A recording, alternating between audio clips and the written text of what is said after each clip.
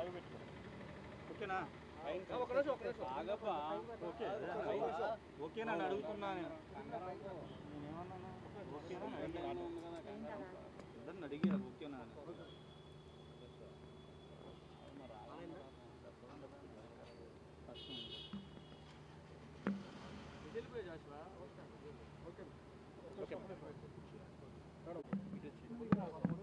ఓకేనా?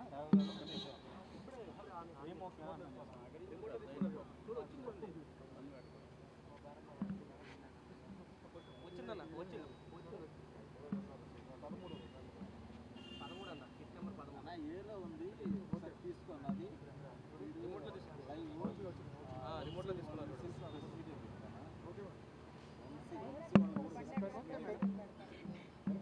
సరే okay madam.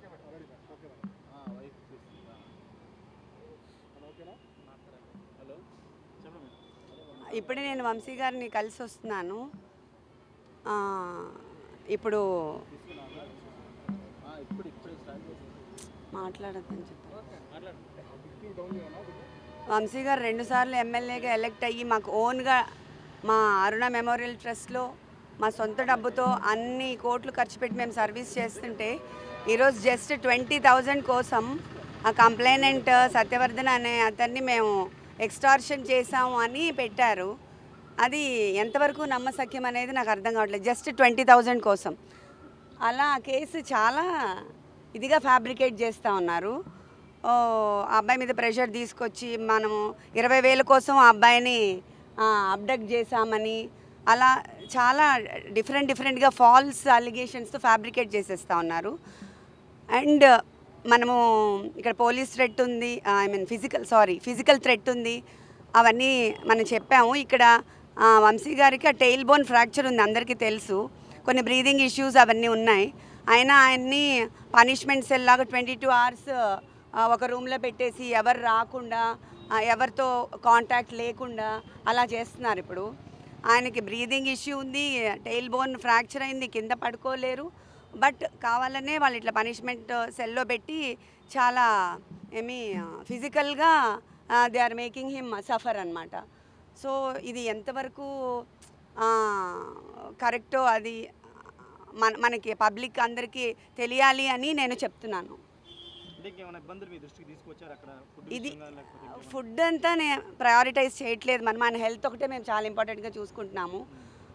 Physical health కాకుండా వాళ్ళు మెంటల్గా కూడా ఆయన్ని అలోన్గా పెట్టి కొంచెం మెంటల్గా లో చేసి డిప్రెషన్ గురి చేయాలని ట్రై చేస్తున్నారు. సో మాకు ఆ ఫిజికల్ టార్చరు అండ్ ఆల్సో ఈ ఫాల్స్ అలిగేషన్స్తో ఎక్స్టార్షన్ పెట్టాలని అవన్నీ ట్రై చేస్తున్నారు ప్రజెంట్ కేసులో. సో అవన్నీ కూడా చాలా ఫ్యాబ్రికేట్ చేసి ఫాల్స్ కేసెస్ పెడుతున్నారు. ఆ ఫాల్స్ కేసు మీద ఈయన టార్చర్ చేయడం అది ఎంతవరకు జస్టిఫైయబుల్ అని నేను అడుగుతున్నాను ఈ ప్రజాముఖంగా. అంతే.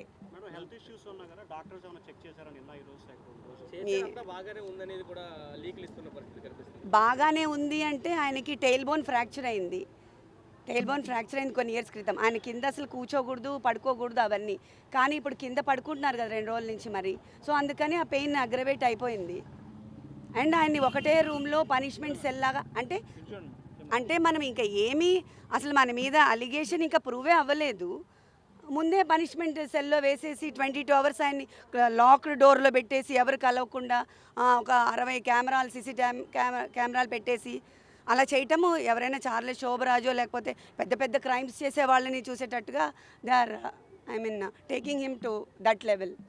సో అది ఇంత ఫాల్స్ కేసెస్లో అంత చేయడం అవసరం? ఇంకా ప్రూవ్ కూడా అవ్వలేదు కదా. మనం రిమాండ్ మీద కదా తీసుకొచ్చారు, ఇంకా అలిగేషన్స్ ప్రూవ్ కాలేదు కదా. మరి ఎందుకు అంత పనిష్ చేస్తున్నారు ఫిజికల్గా? అంటే ఇప్పుడే మేము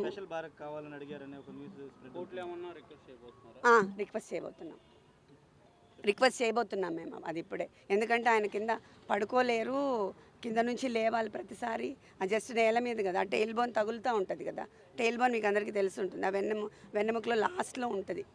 అది ఆల్రెడీ ఆయనకి ఫ్రాక్చర్ ఉంది పాపం. అదొకటి. బ్రీదింగ్ ఇష్యూస్ ఉన్నాయి. కోవిడ్ తర్వాత ఆయనకి చాలా బ్రీదింగ్ ఇష్యూస్ ఉన్నాయి, స్లీప్ యాప్నియా ఉంది. సో ఇవన్నిటికి అట్లా క్లోజ్ రూమ్లో లాక్ చేస్తే బ్రీదింగ్ ఆడదు కదా. బ్రీదింగ్ ఇష్యూస్ ఉన్న వాళ్ళకి ఆక్సిజన్ సప్లై సరిగా అవ్వదు.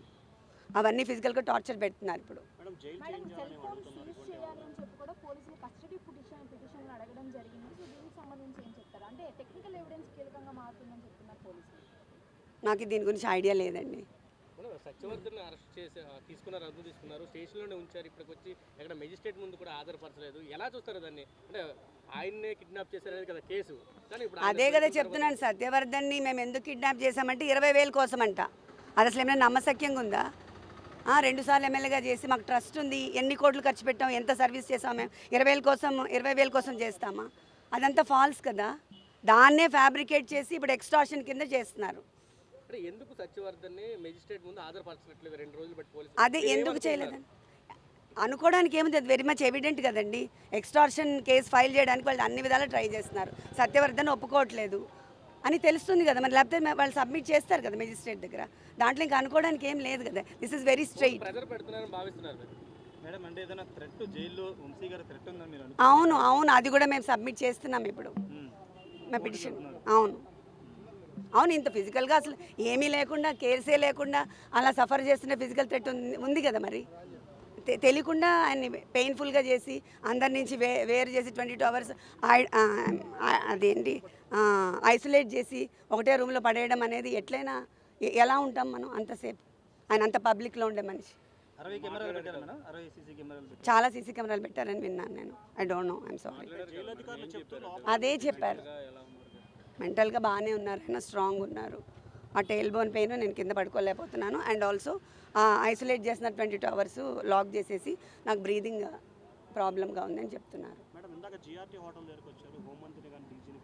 నో నాకు ఐ మీన్ ఆ వివాంటాలో అండ్ నోవోటెల్లో కంప్లీట్గా నిన్న ఆక్యుపైడ్ అంట. సో దట్స్ వై అదొకటి ఖాళీ ఉంటే నేను వెళ్ళాను. కానీ అసలు వాళ్ళు వస్తారని కూడా నాకు తెలీదు. I'm not aware of all this. Jail అధికారులు చెప్తూ అన్ని ఫెసిలిటీస్ బాగానే ఉన్నాయి, ఎక్కడ ఇబ్బందులు ఏం లేవు, డాక్టర్లు కూడా అబ్జర్వేషన్లో ఉన్నారు. వాళ్ళు చెప్పింది నమ్ముతారా, వంశీ గారు చెప్పింది నమ్ముతారా మీరు? అలానే చెప్తారు. చాలా కేసులు రెడీ చేస్తున్నారు. అవును చేస్తారు కదా, చెప్పాను కదా ఇప్పుడు. అప్పుడు ఇది ఎక్స్టార్షనే పెద్ద ఫేక్. ఇంకా ఇంతవరకు ప్రూవ్ చేయలేదు. కేసులు పెట్టడానికి ట్రై చేస్తున్నారు, ఇంకా ఏం ప్రూవ్ కాలేదు. కానీ ఇంత ఫిజికల్ టార్చర్ గురి చేస్తున్నారు, ఫిజికల్ అండ్ మెంటల్. జగన్ గారు మీకు ఏమైనా ఫోన్ చేశారా? పార్టీ సపోర్ట్ మీకు ఎంతవరకు ఉంది? పార్టీ సపోర్ట్ చాలా ఉంది నాకు. అక్కడి నుంచే మాకు ఐ మీన్ లీగల్ సెల్ అంతా మనకి అక్కడి నుంచే వర్క్ అవుతుంది. బాగా హెల్ప్ చేస్తున్నారు. Thank you very much. Jagan గారు మాట్లాడారా? మీతో మాట్లాడారు, ధైర్యంగా ఉండమని చెప్పారా? చెప్పారు నాకు. నెక్స్ట్ వీక్ ఆయనతో మీటింగ్ కూడా ఉంది. కలుస్తున్నారా? చెప్పారు. Thank you. Thank you madam.